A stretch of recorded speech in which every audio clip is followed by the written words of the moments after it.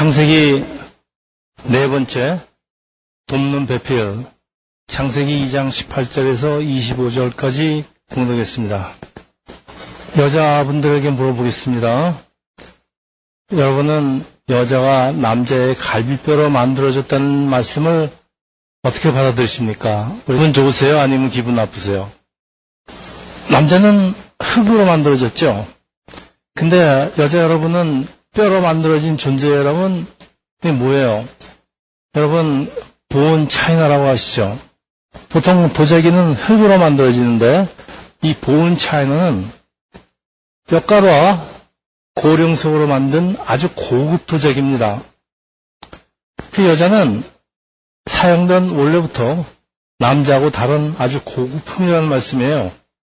그러니까 고급품은 고급스럽게 다뤄져야 하는데 이 무지막지한 남자들에 의해서 또 그리고 이 무지한 교회 지도자들에 의해서 부당하게 다뤄진 우리 잘못된 역사를 부인할 사람이 없습니다. 집안에서도 그렇고 직장에서도 그렇고 전통적으로 여자는 남자를 보조하는 역할, 세크레타리나 급사, 청소부, 가정부. 자, 이 세상 사람들이 세상 남자들이요 주도권을 가지고 여자를 부려먹었다는 거는 할 수 없다고 치더라도 남자가 지배하는 세상이었으니까 교회에서까지 여자를 무시해왔죠. 그래서 여자한테 목사 안수를 주기 시작한 게 불과 얼마 전 얘기입니다. 자, 이 모든 것들이 성경을 남자 위주로 잘못 해석했기 때문인데 그 중에서도 성경 시작부터 잘못된 해석이 바로 오늘 본문 2장 18절 개역개정으로 돕는 배필에 대한 그 잘못된 해석입니다. 돕는 배필, 영어로 헬퍼입니다. 그래서 개역개정은 돕는 배필, 우리말 성경은 알맞은 돕는 사람, 현대인 성경은 그를 도울 적합한 짝. 그 외에도 성경 번역이 아주 다양한데 원어를 좀 분석할 필요가 있을 것 같아요. 이 돕는 배필은 원어로 에젤 페네게도, 에젤은 돕는 자, 헬퍼예요. 그리고 페네게도는 그에 적합한, 그에 상응하는, 그와 동등한 그런 합쳐진 헬퍼 suitable for him입니다. 그래서 현대인의 성경에서 그를 도울 적합한 짝이라고 번역하는 게 그래도 비교적 제일 좋다고 생각하는데 여자는 남자와 모든 면에서 짝이 되려면은 동등한 지위와 인격을 가진 존재라는 걸 의미합니다. 아담과 동등한 인격을 가지고 함께 대화하고 교제하고 의논하고 또 기쁨과 슬픔을 함께하면서 그들에게 맡겨진 일을 잘 감당할 존재가 바로 돕는 배필, 에젤 페네게도입니다. 지금도 우리 잘 어울리는 한 쌍한테 뭐라 그러죠? 두 분 참 잘 어울리십니다. 천생연분입니다. 정말 짝입니다. 라는 말을 하는데 하나님은 아담과 동등한 인격을 가진 아담에게 아주 잘 어울리는 짝을 만들어주시는 게 창세기 2장 18절입니다. 사람이 혼자 있는 것이 좋지 않으니 내가 그에게 알맞는 돕는 사람을 만들어주겠다. 자, 하나님이 남자만 먼저 만들어 놓고 보니까 별로 보기가 좋지 않아서 여자를 만들었다는 뜻은 아닙니다. 이게 좋지 않다는 뜻은 나쁘다는 것이 아니고 하나님의 계획이 아직 완성되지 않았다. 그래서 하나님의 계획이 완성될 때마다 하나님이 뭐라고 하시는가 하면 좋았더라, 좋았더라. 그러니까 보다는 얘기가 아니고 하나님의 계획이 지금 아직 완성되어 있지 않는 상태다 그런 얘기입니다. 이게 무슨 말인가 하면요. 원래 하나님이 한 사람을 둘로 만드셨는데 그 다음에 결혼이라는 제도를 통해서 다시 하나로 합치는 그 복잡한 과정을 거치는 이유를 우리 지난 시간에 좀 말씀을 드렸는데 오늘은 이제 이걸 좀 더 구체적으로 말씀을 드리겠습니다. 하나님이 창조를 하시는 과정마다 좋았더라를 반복하는 게 항상 하나님의 아름다움은 항상 마지막에 완성이 됩니다. 하나님이 우리의 문제점들을 빨리빨리 미리미리 해결해 주셨으면 얼마나 좋겠습니까? 근데 그게 우리 심정인데요. 하나님 하시는 일은 항상 최후에 아주 결정적인 순간에 하나님이 꼭 이 일을 도와주시기 때문에 사실은 좀 안타깝기도 하고 그렇긴 합니다. 자, 그래서 로마서 8장 28절에 우리는 하나님을 사랑하는 사람들, 곧 그분의 뜻을 따라 부르심을 받은 사람들에게는 보십시오. 모든 것이 합력해서 선을 이루는 줄 압니다. 여러분 여기 선을 이루다의 선이 바로 그 좋았다, 토브입니다. 그래서 하나님의 역사를 보려면은 사실 우리 인내가 필요합니다. 18절에 내가 그에게 알맞는 돕는 사람을 만들어주겠다. 자, 그러면 18절에 이렇게 됐으면 계속되는 19절에는 당연히 하나님이 곧 이어서 여자를 만드시는 장면이 기록돼야 되는데 엉뚱하게요. 하나님이 동물을 아담에게 데려오고 하신 다음에 이름을 짓게 하는 장면이 기록되어 있습니다. 참 엉뚱합니다. 왜 그랬을까요? 자, 2장 19절에서 20절입니다. 그래서 여호와 하나님께서 흙으로 온갖 들짐승들과 공중의 온갖 새들을 다 빚으시고 그것들을 아담에게 데려오셔서 그가 어떻게 이름을 짓는지 보셨습니다. 아담이 각 생물을 무엇이라고 부르든지 그것이 그의 이름이 됐습니다. 아담이 모든 가축과 공중의 새와 모든 들짐승에게 이름을 지어주었습니다. 잘 들으세요. 그러나 아담은 자기에게 알맞는 돕는 사람을 찾을 수가 없었습니다. 영어로 But for Adam, no suitable helper was found. 이 당시 셈적 문화에서 이름을 지어준다는 게 이름을 지어주는 사람이 이름을 받는 사람에 대한 어떤 그 소유권이나 통치권을 가지고 있다는 그런 뜻인데 이름을 받는 사람들에게 있는 특성을 아주 속속들이 알아야지 알맞는 이름을 지어줄 수 있기 때문입니다. 아담이 모든 동물을 살펴보았는다. 자기에게 알맞는 돕는 사람을 찾을 수가 없었습니다. 아담이 동물 이름을 지을 때마다 다 짝이 있는 걸 발견하는데 왜 난 짝이 없을까 하는 질문이 당연히 들었을 것입니다. 그래서 하나님이 아담에게 동물의 이름을 짓게 하는 게 아담에게 너 이제부터 짝을 맞을 마음의 준비를 하라는 그 마음의 준비를 시키는 겁니다. 그래서 18절과 21절 사이에 느닷없이 19절에 이름을 짓는 구절이 들어가는 이유가 아담의 짝이 될 존재는 없다. 그러니까 이제부터 만들어지는 게 여자라는 존재가 너한테 얼마나 귀한 존재라는 사실을 아담에게 확인시킨 후에 하나님이 여자를 만들어 주시는 겁니다. 그래서 사람의 짝이 될 만한 존재는 반드시 사람에게서 나와야 된다는 그런 얘기입니다. 자, 하나님이 사람을 만드시고 생기를 불어내셔서 생명, 리빙 빙이죠. 리빙 빙을 만드시는데 사람은 이런 생명이 없는 다른 동물과는 근본적으로 다르다는 걸 말씀해 줍니다. 여러분, 침팬지하고 사람이 DNA가 94.5%가 같다 그러는데 그리고 뭐 생긴 모습이 영장류니까 비슷합니다. 그래도 사람과는 완전히 다르게 창조된 존재예요. 우선 생명이 없어요. 그러니까 아담의 짝이 될 동물에서 나올 수가 없어요.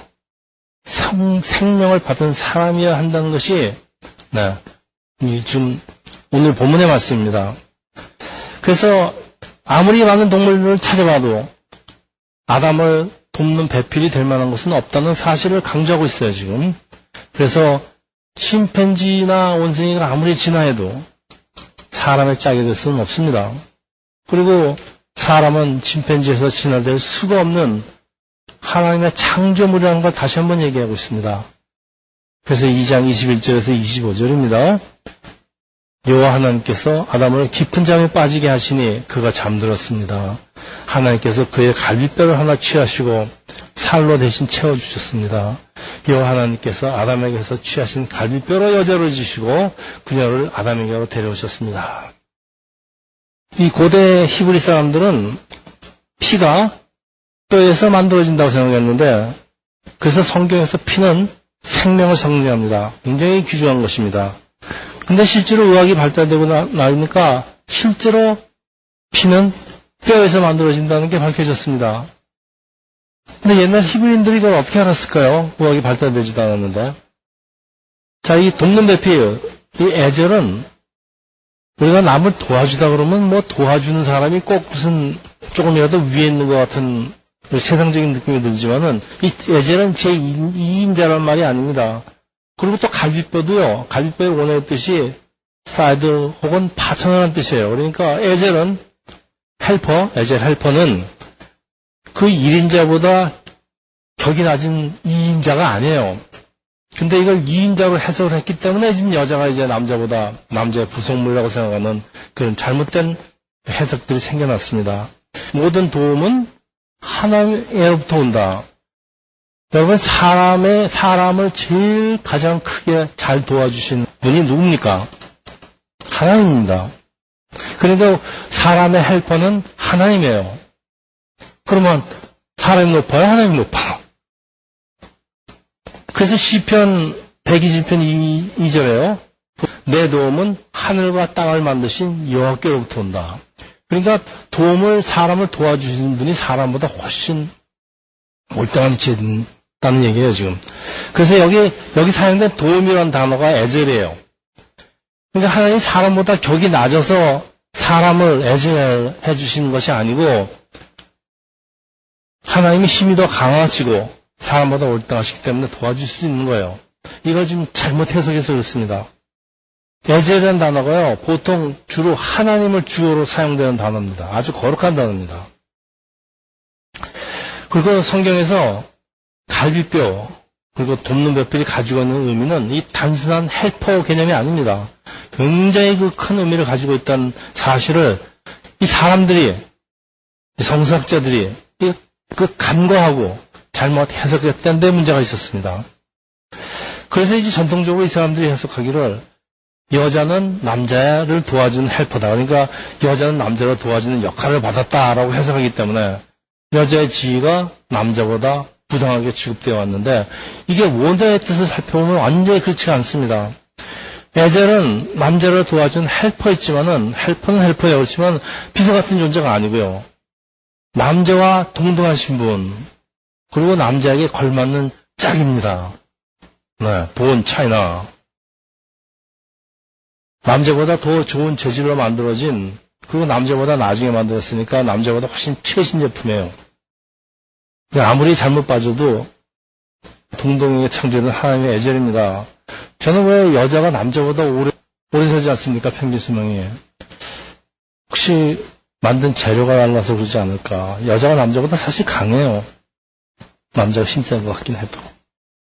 남자와 여자는 자기가 가진 장점으로 상대방의 부족한 것을 도와주는 그 컴플리멘터리죠. 네. 그래서 그렇게 하면서 하나님께 맡겨준 일을 감당할 수 있도록 지음을 받았기 때문에 여러분, 남자 없이 여자만 존재한다거나 또는 여자 없이 남자만 존재하는 건 사실 그건 아무런 의미가 없어요. 하나님 뜻도 아닙니다. 그래서 이 히브리어를 보면은 남자는 히브리어로 이수, 여자는 이수아. 그러니까 아라는 모음 하나만 더 있을 뿐인데 여러분, 여자는 남자의 부속품이 아니고 아담이 한 말씀 그대로 뼈 중에 뼈, 살 중에 살, 아주 귀한 존재예요. 그러니까 여자는 남자의 완성품. 이게 무슨 뜻인가 하면요, 여자는 남자를 완성시키는 짝. 그러니까 남자와 여자가 만나서 원래 한 사람이었던 남자와 여자가 결혼을 하면서 연합하여서 다시 한 사람이 된다. 하나가 됐다, 둘로 나눴다가 다시 하나로 된다. 이런 과정을 하나님께서 주시는 겁니다. 그래서 아담과 하와 부부는 한 몸으로 본질상으로 하나예요. 그러니까 나눠질 수 없는 운명을 가진 존재로 창조되었기 때문에 우리 결혼식장에서도 하나님이 정해주신 짝을 사람이 나눌 수 없다. 그런 얘기가 있죠. 죄가 부부에게 들어오기 전까지입니다, 이것도. 그러니까 죄가 들어오고 나서 이게 다 그냥 엉망이 되어버립니다. 그래서 지금 이렇게 난리가 난 겁니다, 지금. 이혼율이 50%에. 자, 이제 하나님이 아담의 갈비뼈로 성숙한 여자를 만드셨죠. 그래서 아담에게 데리고 오니까 처음으로 이제 자기 짝을 보게 된 아담의 놀라서 하는 외침이에요. 23절이에요. 드디어 내 뼈 가운데 뼈로 내 살 가운데 살이 나타났구나. 얼마나 좋았으면 이런 얘기를 할까요? 이가 남자에게 취해졌으니 여자라고 불릴 것이다.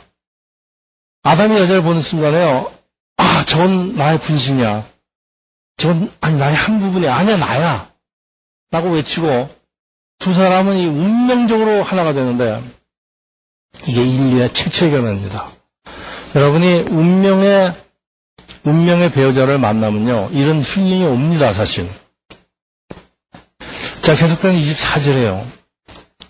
이 말이 좀 이해하기 어렵습니다. 그러므로 남자가 자기 아버지와 어머니를 떠나 그 아내와 결합해 한 몸을 이루게 되는 것입니다. 상당히 생뚱맞게 들어갑니다, 지금. 이 얘기가 갑자기 왜 나와요? 결혼을 한 후에는 여자가 남자 집에 들어와서 살게 되는 것이 그동안 이 동서고금의 관습이었어요. 그래서 우리나라 말에 시집간다 그런 말이 있죠. 시집이 뭐예요? 여자가 신랑집, 시집이죠. 들어가서 살기 때문에 시집간다 그래요. 자, 근데 여기 남자가 자기 아버지와 어머니를 떠나 부모를 떠나서 따로 살라는 말씀이 아니에요. 그런 말씀. 이거는 영적인 얘기입니다. 결혼을 하고 성년이 됐는데 그래도 모든 것 다 부모가 해주면은 이 사람은 그냥 맨날 어린애입니다. 그러니까 자립할 수 있도록 영적으로 도와줘야 된다는 그런 얘기인데요. 자, 떠남이 없으면은 새로운 시작도 없습니다. 여러분, 새로운 시작을 하려면 과감하게 떠나야 되는 것입니다. 아브라함이 그래서 하란 땅을 과감하게 떠났고, 그래서 많은 개척하는 사람들이 자기가 가진 어떤 기득권들을 다 버리고 과감하게 떠나는 겁니다. 떠나야지 새로운 것을 얻게 되니까. 여기 남자는 부모를 떠나 그 아내와 결합. 이런 표현은 이제 하나가 된 부부의 결합이 부모 자식 간의 결합보다 더 가깝다는 걸 말해주죠. 여러분, 부모와 자식은 몇 촌? 1촌. 네. 부부는 무촌. 그러면 무촌에 가깝죠, 1촌보다. 아까 아담의 비명처럼 내 몸입니다. 한 몸입니다. 그러니까 부부간에 한 몸 간에 무슨 비밀이 있습니까? 그렇죠? 그러니까 아담과 그의 아내가 둘 다 벌거벗었지만 서로 부끄러워하지 않았습니다. 자기 몸 벗은 몸 보고 부끄러워하는 사람은 없죠. 그러니까 부부는 이게 영적으로 서로 부끄럽지 않은 관계예요. 그러니까 이게 숨기면은 부부간에 뭘 자꾸 비밀을 갖고 숨기면요, 이게 그때 파탄이 나기 시작합니다. 부부간에는 투명하면은 서로 부끄러울 것도 없고, 그래서 부부간에는 정직이 굉장히 중요합니다. 많은 사람이 이혼을 하게 되는 이유가 이게 숨겨서 그래요. 결혼하기 전에 다 얘기를 안 하고. 자, 이제 질문이 생깁니다. 장차 우리가 가게 될 천국에는 가족제도가 없죠. 그래서 예수님이 뭐라 그러십니까? 천국에는 장가가고 시집가는 것이 없다고 그렇게 말씀하지 않습니까? 근데 하나님은 우주 만물을 만드시고 왜 다른 급한 일도 만드셨을 것인데 곧바로 하신 일이 가정을 만드신 일이에요. 아담과 하와는 최초의 가정입니다. 가정이라는 제도가 하나님 나라를 완성하는데 아주 중요하다는 말씀이에요. 왜 그럴까요? 네, 물론 사람이 이 땅에서 생육하고 번성하라 그랬는데 하기 위해서는 남녀가 결합을 해서 가정을 이루어야지 이 번성이 되니까 제일 좋은 방법이죠. 그러나 사실 이거보다는 이제 오늘 제가 말씀드리려는 게 바로 이겁니다. 아주 중요한 의미가 있습니다. 여러분, 성경은 시작부터 교회를 언급하고 있어요. 교회는 하나님을 예비하는 장소입니다. 하나님이 인간을 창조하신 이유가 사람으로부터 찬송을 받기 위해서라고 합니다. 그러니까 하나님이 가장 급하신 것은 인간으로 하여금 하나님을 찬송하게 하는 것, 무엇보다 시급한 일이에요. 그래서 에덴 동산이 이 최초의 가정교회, 그리고 장차 만들어질 교회를 상징한다고 합니다. 우리는 이 여자의 창조 이야기가 교회의 탄생을 예표하고 있다는 걸 알게 됩니다. 단순히 아담에게 와이프를 만들어주는 것이 아닙니다. 교회는 이 영원전부터 하나님의 계획 속에 들어있었기 때문에, 그래서 우리 창조의 마지막에 요한계시록에 우리가 천국에 들어가면은 제일 먼저 하는 일이 뭡니까? 요한계시록에서 예수님과 혼인하는 거예요. 계시록 19장 7절이에요. 이는 어린 양의 결혼식이 이르렀고 그의 신부가 혼인 준비를 갖추었으며. 그래서 성경에는 하나님과 사람의 관계를 이 부부 관계로 묘사하는 장면이 많죠. 제가 한 두 가지만 예를 들겠습니다. 예레미야서 3장 14절 여호와의 말이다 들어오라 믿음 없는 자녀들아 내가 너희 남편이다. 내가 너희를 한 성읍에서 하나를 한 족속에서 둘을 선택해 시온으로 데려갈 것이다. 네, 하나님이 노골적으로 남편이라고 하십니다. 자, 호세아 2장 19절 보세요. 내가 나를 위해 너와 영원히 혼약을 맺고 내가 의로움과 정의로 또 인애와 긍휼로 혼약을 맺을 것이다. 네, 자, 신약성경 에베소서는 교회에 대해서 설명하는 책이라고 보면 됩니다. 근데 바울이 이제 창세기의 오늘 본문을 인용하는 게 에베소서 5장 31절에서 32절입니다. 이러므로 사람이 부모를 떠나 그의 아내와 연합해 둘이 한 육체가 될 것이다. 이게 오늘 본문 그대로 있는 겁니다. 그리고 뭐라 그러는가 하면 이 비밀이 큽니다. 비밀이에요. 이게 비밀이 큰 비밀이래요. 그리고 나는 지금 그리스도와 교회에 대해서 말하고 있습니다. 네, 지금 이 창세기의 이 얘기가 사람이 부모를 떠나 아내와 연합해서 한 육체가 되는 게 바로 지금 그리스도와 교회에 대해서 얘기하고 있답니다. 이게 무슨 말일까요, 여러분? 여러분, 하늘에 계시는 아버지를 떠나서 이 땅에 오셔서 교회를 신부로 삼으신 분이 누구예요? 예수님. 여러분, 자신의 신부인 교회의 탄생을 위해서 로마 병정의 창에 옆구리가 뚫려서 죽은 신랑이 있어요. 이거 누굽니까? 요한복음 19장 34절. 그중 한 군인이 창으로 예수의 옆구리를 찔렀습니다. 그러자 피와 물이 쏟아져 나왔습니다. 여러분, 성경에서 잠을 잔다는 건 이 육신의 죽음을 의미하는 경우가 상당히 많습니다. 성경은 자는 것과 죽는 것을 상당히 밀접하게 혼동해서 쓰고 있습니다. 그래서 하나님이 여자를 탄생시키기 위해서 아담을 깊게 잠들게 했다는 표현, 보세요. 깊게 잠들게 했다는 얘기 뭡니까, 이게? 여러분, 수술할 때 깊게 잠들게 하는 건 뭐라 합니까? 전신마취. 전신마취는 사람을 잠시 죽이는 거예요. 그래서 지금도 수술할 때요, 의사들이 전신마취 하는 거를 킬 한다 그래요, 킬. 죽인다 그래요. 아담을 죽이고, 아담에게서 뽑아낸 것이 갈비뼈 여자예요. 그러면은, 여자는 남자에게 그만큼 귀한 존재라는 뜻입니다. 여러분, 다시 말하면요, 남자는 여자를 신부로 맡기 위해서 죽어야 된다는 얘기예요.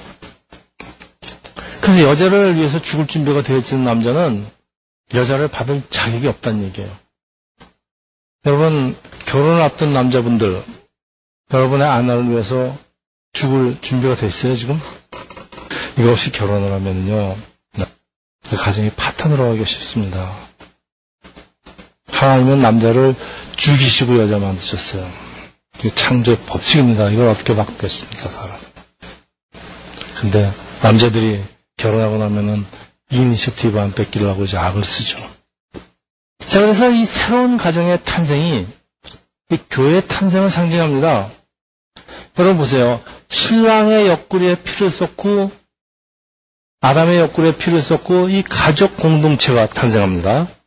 그리고 예수님이 옆구리에 창에 찔려서 신앙 공동체, 교회가 탄생한단 말이에요.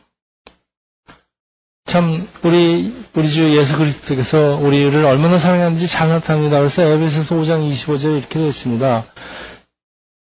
상당히 엉뚱한 말이 또 기록되어 있어요. 남편들아 아내 사랑하기를 그리스도께서 교회를 사랑하시고 교회를 위해 자신을 내어주신 것 같이 하십시오.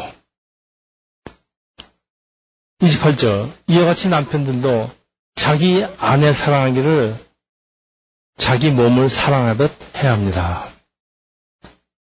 자기 아내를 사랑하는 것이 바로 자신을 사랑하는 것입니다. 참 아주 엉뚱한 말이 들어가 있습니다. 이 결혼관계에서 신랑과 신부 또 교회의 예수님과 교회의 관계가 상당히 서로 밀접하게 지금 엉켜있는 걸 보여주고 있습니다. 이 신랑 되시는 예수가 교회를 목숨을 걸고 사랑하십니다.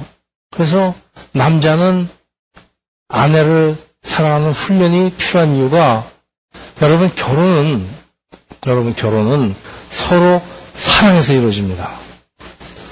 그렇지만은 결혼 생활은 사랑만으로 지속되지 않습니다, 여러분.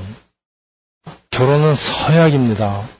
내가 내 남편을, 내 아내를 죽을 때까지 건강할 때나 건강하지 않을 때나 부할 때나 부하지 않을 때나 내가 죽도록 끝까지 사랑하겠다. 이게 서약입니다. 그래서 이런 서약의 근거에서 책임과 헌신이 반드시 따라와야 되는데 이 책임과 헌신은 그냥 생기는 게 아닙니다. 이 훈련을 통해서만 얻어집니다. 그러니까 자꾸 훈련을 해야 돼요. 그리고 서약을 지키려고 노력해야 됩니다. 여러분, 부부 생활은 절대 사랑만으로 이루어지지 않는 이유가 남녀의 케미컬 액션은 2, 3년 지나면 없어져 버립니다. 여러분, 그 다음에 어떻게 하시겠습니까? 자기한테 맹세해야 됩니다. 내가 내 남편을, 내가 내 아내를 죽을 때까지 어떤 경우에도 사랑하리라. 이 서약 없이 그 가정이 지켜지지가 않아요, 여러분. 이제 말씀을 정리하겠는데, 성경은 이 부부의 관계를 그리스도와 교회의 관계로 표현합니다. 그래서 남자는 그리스도의 모델 역할을 하고, 또 가정을 위해서 제사장 노릇을 하면서 제물이 되는 것입니다. 여러분, 예수님이 이 땅에서 제사장이었지만은 또 자기 자신이 제물로 죽지 않으셨습니까? 남자는 가정을 위해서 마치 그리스도가 교회를 위해서 죽은 것 같이 이 가정을 지키기 위해서 창에 찔려서 피와 땀을 쏟는 그런 의무를 하나님이 주셨습니다. 자, 하나님이 천국에도 있지 않은 결혼이라는 제도를 만드신 이유가 교회의 탄생을 지금 미리 알려주는 겁니다. 이 결혼이라는 제도를 통해서. 그래서 결혼 생활을 통해서 교회의 역할이 뭐고 또 교회가 무엇인지 신랑이 뭘 해야 되는지 신부가 뭘 해야 되는지를 직접 체험하게 하는 그런 의미가 있습니다. 여러분, 마지막으로 남녀 간의 사랑은 사람이 만들어낸 게 아니고 하나님의 최상의 창작품이에요. 아까 아담이 외치지 않았습니까? 내 살 중에 살, 뼈 중에 뼈. 사람이 만든 게 아니에요. 하나님 그렇게 만들어 놓으신 거예요. 원래 한 사람을 둘을 만들었다가 둘이 서로를 보는 순간에 너는 나의 운명이다. 너는 나의 분신이다. 아니 나다. 이 연합이 되는 겁니다. 그래서 남녀가 깊이 사랑하는 것은 물론 하나님의 뜻입니다. 그리고 또 하나 있어요. 여자가 자기 발로 아담을 찾아가지 않았죠. 하나님이 여자를 아담에게로 이끌어준다는 사실이 이 남녀의 만남이 어때야 되는지를 잘 보여줍니다. 요즘은 남녀가 만나죠. 그래서 요즘 말로 휠이 꽂혀서 사랑하는 줄 알고 결혼하는데 이거 요즘 이상적이라고 생각할지 모르죠. 옛날에는 부모가 다 정해줬어요. 이 문제가 있어요. 왜냐하면 이거 휠이라는 게 물론 아담도 이 여자를 보는 순간에 휠이 딱 꽂혔죠. 그렇지만은 이 휠이 틀릴 수도 있어요. 사람의 휠이니까. 그러면 그 만나면 어떻게 됩니까? 잘못된 거죠. 그래서 이 부부가 되려는 이 남녀의 만남에는 반드시 중매자가 필요합니다. 같이 좋은 중매자. 누굽니까? 하나님이죠, 뭐. 그래서 여러분 보세요. 하나님의 백성들이 하나님이 주신 짝을 만나야 되는 게 세상이겠습니까? 어디겠습니까? 교회죠. 교회에서 만나는 거죠. 남자는 신부감을 교회에서 쓰셔야 되고요. 여자 역시 마찬가지 아니겠습니까? 자, 여러분, 갈비뼈 원의 뜻이 옆구리입니다. 그러니까 옆이라는 뜻이에요, 사이드. 그러니까 여자가 서 있어야 하는 것은 남자 옆구리예요, 옆에. 그래서 둘이 나란히 서서 부부가 같이 바라봐야 되는 것이 하나님입니다. 부부가 서로를 바라보기만 한다면요, 처음에 좋은 것 같죠? 결국 싸움밖에 안 나요. 파탄을 찾습니다. 부부는 나란히 서서 하나님을 바라볼 때 그 가정이 평화롭게 평등할 수가 있습니다. 여러분, 여자는 남자의 가슴이라고 그러죠. 그래서 가슴이며 심장이라는 말도 있긴 하지만 그런 말도 있어요. 그렇지만은 여자는 남자의 머리도 아니고 발도 아니고 위도 아래도 아니고 남자하고 나란히 옆에 서서 하나님을 바라보는 존재예요. 그게 복는 배필, 그게 에젤이에요. 자, 여러분 보세요. 여자는 남자의 완성품이라고 했죠. 그러니까 여자 없이는 남자는 미완성품이에요. 그러니까 하나님이 좋지 않다는 거예요. 미완성품이니까. 그러니까 아담과 하와는 상대방의 부족한 부분을 보면서 하나님을 뜻을 이루어나가는 그 뗄래야 뗄 수 없는 존재입니다. 동료고 친구고 같이 일하면서 하나님의 기업을 받아서 이룰 수 있도록 하나님이 창조해 주신 존재가 여자입니다. 다시 한번 강조하겠습니다. 여자는 남자에게 주시는 하나님의 선물, 남자를 완전하게 하는 완성품, 사람을 완전하게 하는 완성품입니다. 그러니까 남자의 보조 역할을 훨씬 뛰어넘는 존재예요. 그래서 남자들은 여자를 사랑하고 보살피는 대상이지 남자의 구성물이 아니라는 거예요. 여러분 절대 잊지 마시고요. 기도하겠습니다. 하나님 아버지, 오늘 돕는 배필이라는 뜻을 살펴보았습니다. 남자와 여자는 서로에게 알맞는 짝으로 동등하게 창조된, 그래서 서로를 완성시키는 존재로 만드셨다는 것을 배웠습니다. 이제 결혼을 앞두고 있는 우리 사랑교회 저는 청년 여러분들, 이 하나님이 여자를 창조하시고 너를 연합시키는 그 하나님의 깊은 뜻을, 진정한 뜻을 마음에 새기면서 세상을 살아가시기를 예수의 이름으로 축원합니다.